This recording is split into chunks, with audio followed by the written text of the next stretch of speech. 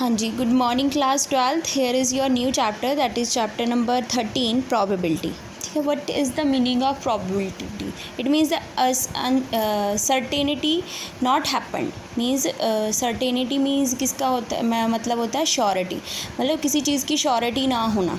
ठीक है, जैसे सपोज़ फॉर एग्जांपल मैं बोलूँगी अगर मंडे है तो अब ये चीज़ मुझे श्योर है कि मंडे बाद ट्यूसडे होता है, इसमें ये नहीं कह सकते may be Wednesday, because it's a fixed. तो ये एक श्योर कंडीशन होगी। उसके बाद आ गया हमें पता है 1992 के बाद क्या होता है 1993, नॉट 1995। तो इसमें मे और मे नॉट भी नहीं हुआ है, ये श्योर चीज़ें हैं। ठीक है, तो ये चीज़ क्या है, ये सर्टेनिटी है।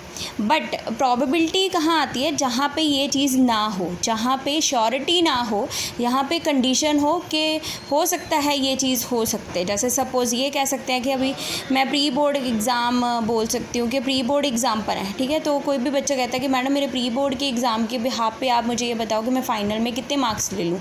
ठीक है, तो ये चीज़ मैं श्योर नहीं बोल सकती कि यस अगर बहुत इंटेलिजेंट है यू विल गेट द 100%, ये मैं श्योर नहीं कहती। मैं मे भी कह सकती हूँ may be you will get the 80% और 20% जो है मे बी वो अब जाएंगे या नहीं जाएंगे। तो इस चीज़ को हम क्या बोलते हैं, प्रोबेबिलिटी यहाँ पे हैपेंड होगी। ठीक है, तो इट मीन्स प्रोबेबिलिटी में होता है 50% सक्सेस एंड 50% अनसक्सेस। ठीक है, इसमें सिर्फ अनसर्टेनिटी ही यूज़ होती है। ठीक है, एंड द प्रोबेबिलिटी 3 कैटेगरी में होती है, that is percentage, decimal and fraction. तीनों पार्ट्स में हो सकती है प्रोबेबिलिटी। ठीक है, लाइक अगर मैं 30% है तो इसको हम ऐसे भी ले सकते हैं, डेसिमल में ये हो जाएगा, फ्रैक्शन की फॉर्म में ये हो जाएगा। ठीक है, तो प्रोबेबिलिटी कभी भी नेगेटिव नहीं होती और हमेशा ग्रेटर देन 1 नहीं होती है। प्रोबेबिलिटी ग्रेटर देन 1 नहीं होती है। प्रोबेबिलिटी की वैल्यू जो वरीज करती हैं वो 0 एंड 1 होती है, मीन्स 0 और 1 भी हो सकती है। ठीक है, तो अब यहाँ पे जैसे इसके फार्मूला स्टार्ट कर दिए, ये है probability of failure event plus success, sum of failure event plus success event is equal to always 1। You had read this one thing in class 10th also. And उसके बाद प्रोबेबिलिटी हमें पता है favour number of outcome upon total number of outcome. ठीक है, अब इसमें कुछ हमारे जो +1 के सेट्स फार्मूला हैं वो भी इंक्लूड हो गए हैं।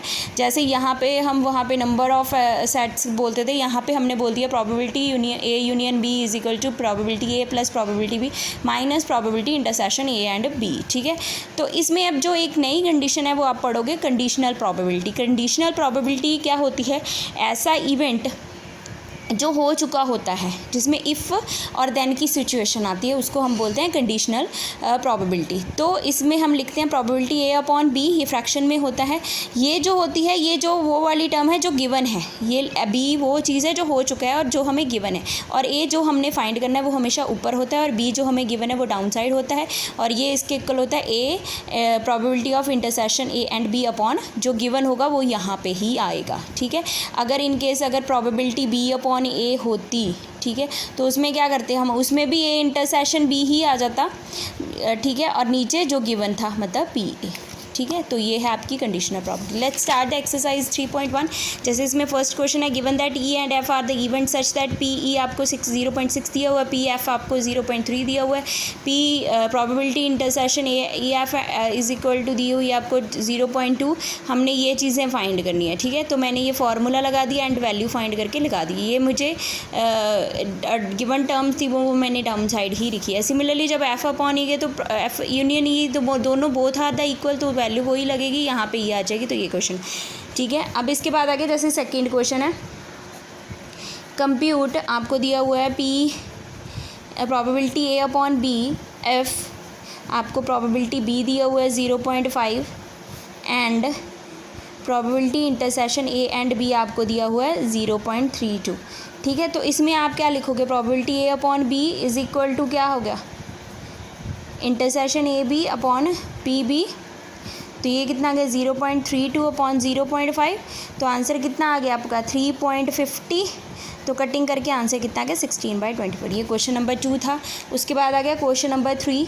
ठीक है, दैट उसमें आपने फर्स्ट पार्ट में प्रोबेबिलिटी इंटरसेक्शन ये फाइंड करना है। ये भी सेम है, आपको वैल्यू गिवन है, आप वैल्यू फाइंड कर सकते हो, पी बी ए भी फाइंड कर सकते हैं एंड ये भी आप फाइंड कर सकते हो। ठीक है, तो इसमें आई डोंट थिंक सो कि आपको प्रॉब्लम आएगी कोई भी, क्योंकि इसमें ये भी आ गया ये भी आ गया। तो इसमें ये इसका प्रोबेबिलिटी ए का फॉर्मूला क्या होता है, P A plus P B minus intersection probability A B का, ठीक है। तो ये आ जाएगा इसमें, ठीक है।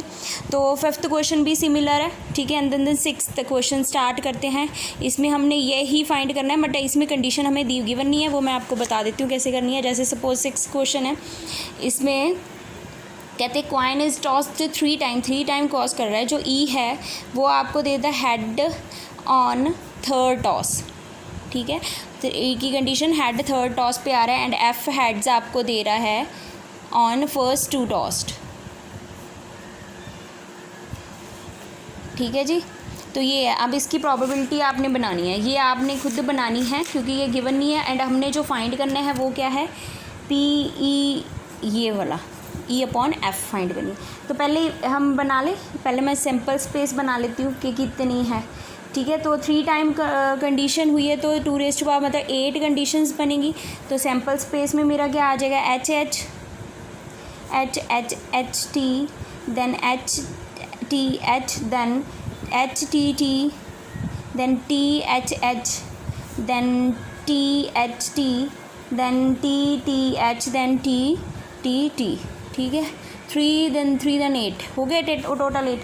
अब उन्होंने बोला देयरफॉर ई की जो कंडीशन है head on the third toss, वो निकाल लो कौन सी है।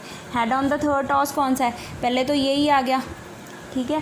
फिर उसके बाद टी एच एच, फिर उसके बाद T H T, T T H, सब में हेड थर्ड पे आ रहा है, ठीक है। अब एफ़ की कंडीशन क्या है, head on the first 2 toss, head 2 पे होना चाहिए, एच एच एच, यही आ गया, ठीक है। तो ये आ गया आपका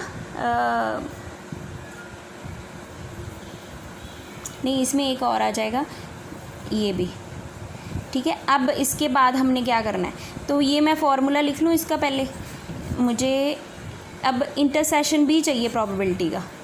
तो इंटरसेशन में क्या आ जाएगा, इनमें कॉमन क्या जा रहा है, एच एच एच, तो वो मैं डायरेक्ट यहाँ पे लिख लेती हूँ। एंड एफ़ कितना आ गया आपके पास, एफ़ तो आपके पास ऑलरेडी कितना है वो लिखा हुआ है। यहाँ पे ऐसे करो ना, यहाँ पे पहले अलग से लिख दो, प्रोबेबिलिटी ई एफ यूनियन कितना आ गया आपका, एच एच एच, राइट। तो अब इसका आंसर्स लिख लो, इसका कितना आ गया, नंबर ऑफ, पहले पी ई निकाल लेते हैं, ये तो एंड में है, पहले मुझे पी ई निकालना है। पी ई आ गया, पी ई की कितनी है टोटल 4 एंड टोटल आउटकम्स कितनी आई है 8, आंसर कितना आ गया 1/2। सिमिलरली पी एफ निकाल लेते हैं, पी एफ कितना मेरे पास 2, टोटल कितनी है 8, आंसर कितना आ गया 1/4। एंड अब इंटरसेशन निकाल लेते हैं, कितनी है मेरे इंटरसेशन की वैल्यू 1 एंड टोटल कितनी है 8। अब आ गया, अब इंटरसेशन भी आ गया। अब सारी वैल्यूज़ पुट कर दो, अब यहाँ पे पुट करते हैं। इंटरसेशन कितना आया मेरा 1/8, एफ मेरी कितनी आई 1/4 एंड आंसर कितना आ गया मेरा 1/2, ठीक है। तो लाइक दिस आपने इसको सॉल्व करना है। In the 7th also as it is है, ठीक है। ये सारे क्वेश्चंस एज इट इज़ ही करने हैं आपने, I don't think so any kind of problem you people will face. तो ये है एक्सरसाइज 13.1, ठीक है। इसमें आप 13.2 इट्स ऑलमोस्ट सिमिलर, इसमें सिर्फ एक फार्मूला इंक्लूड होगा, ठीक है। एंड इसमें 13.4 इस बार आपको नहीं है सिलेबस में, that is I think which one,